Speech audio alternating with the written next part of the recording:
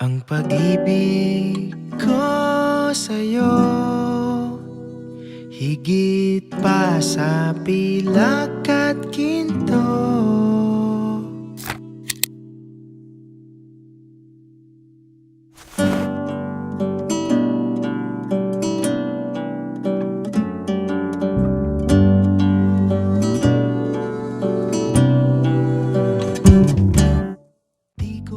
So, dun po kami nagkakilala sa barko. OJT po ako, kakasampa ko lang po actually. Sa Tugo po kami, St. Joan of Arc.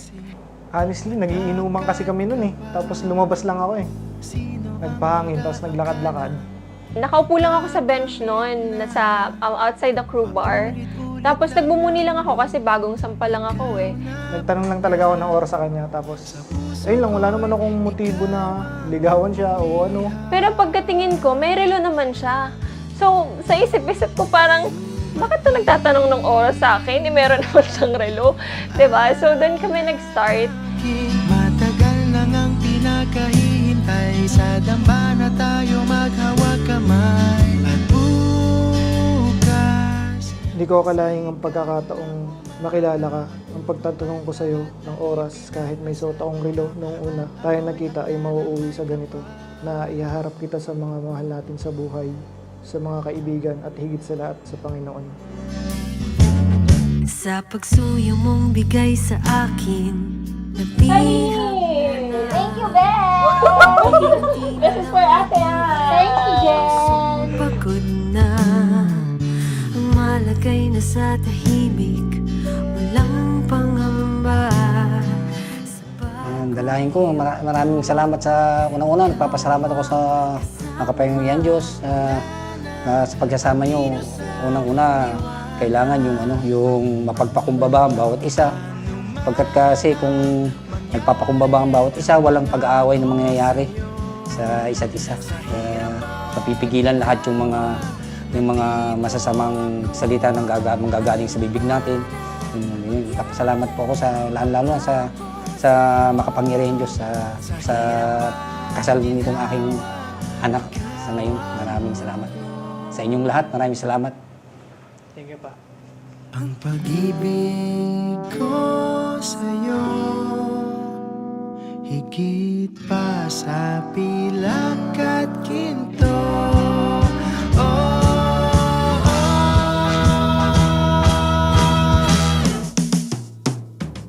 Dumating na ang araw na ating matagal lang ang pinakahihintay, sa dambana tayo maghawag kamay.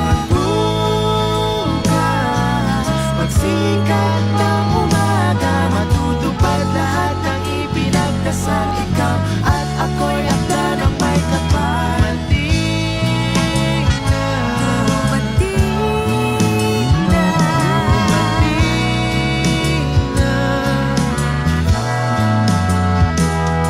Ang pag-ibig ko sa'yo,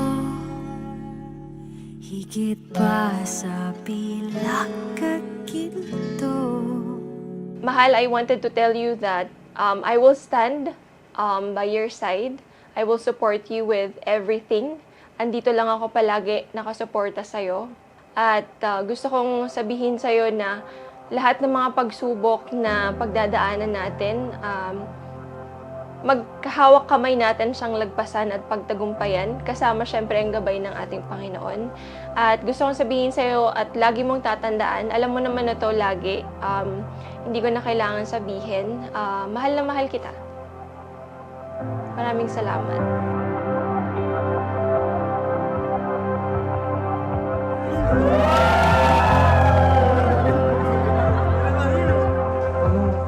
Parehas kasi kaming panganay. So, pag ganun kasi hindi namin talaga minsan priority yung sarili namin, yung mga mahal namin sa buhay talaga. Jane, congrats sa wakas sa loob ng 30 years. Respeto at pagtitiwala lang kay RC. Kahit din siya. Yun lang ang may papayo ko.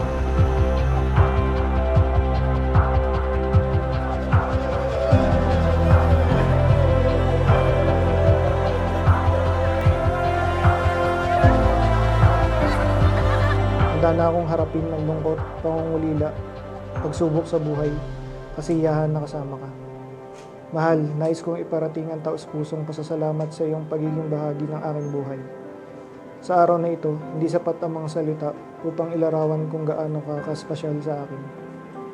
Salamat sa pagdala ng liwanag at saya sa aking mundo. Ang iyong pagmamahal ay parang isang biyayang hindi matutumbasan. Hinihintay ko ang mga masasayang taon na magkasama natin na harapin, na puno ng pagmamahal, pangunawa.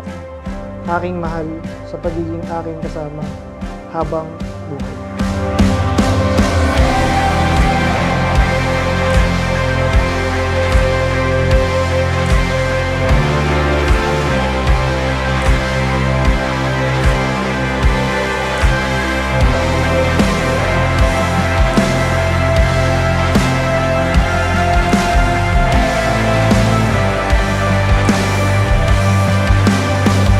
Hindi sapat yung salitang salamat, but I'm truly blessed to have you in my life.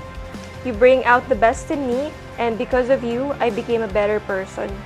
I will stand by you, support your dreams, and cherish each moment as we build our life together. Magkahawak kamay nating lalagpasan lahat ng mga pagsubok at sabay nating pagtatagumpayan sa gabay ng Panginoon. Mahal na mahal kita.